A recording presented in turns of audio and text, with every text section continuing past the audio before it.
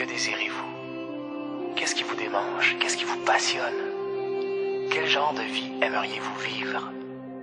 Supposons que mon métier soit d'aider des étudiants à choisir leur profession.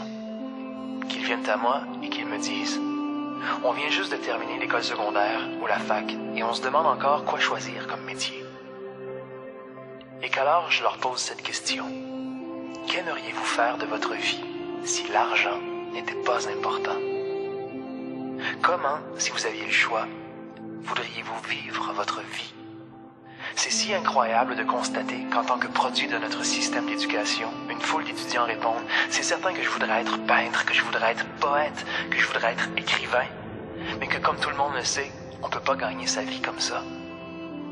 Ou qu'un autre étudiant dise « J'aimerais passer ma vie dans les grands espaces à élever des chevaux. » Ou un autre « J'aimerais enseigner la littérature dans une école de lettres. » Alors je leur dis « Ne perdez plus de temps. Qu'est-ce qui vous fait vibrer passionnément? » Et quand on met enfin le doigt sur quelque chose et que l'élève me dit « Voici ce que j'aimerais vraiment faire », je lui réponds « C'est exactement ce que tu vas faire. Ne pense plus à l'argent. Parce que si tu te dis que faire de l'argent est la chose la plus importante, tu passeras ta vie à perdre ton temps. Tu feras des choses que tu n'aimes pas, dans le but de survivre afin de continuer à faire des choses qui ne t'intéressent pas, ce qui est stupide.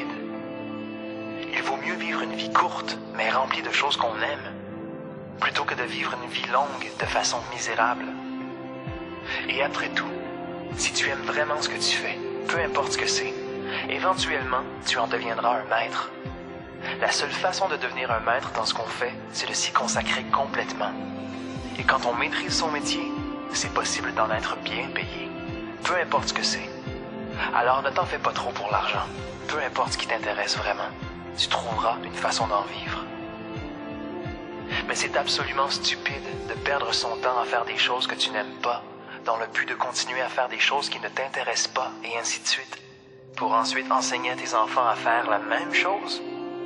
Tu vois, ce qu'on fait, c'est qu'on enseigne à nos enfants à vivre le même genre de vie qu'on a vécu, afin qu'ils puissent un jour se justifier et trouver une satisfaction dans le fait d'enseigner à leurs enfants, à bien enseigner à leurs enfants, à faire la même chose.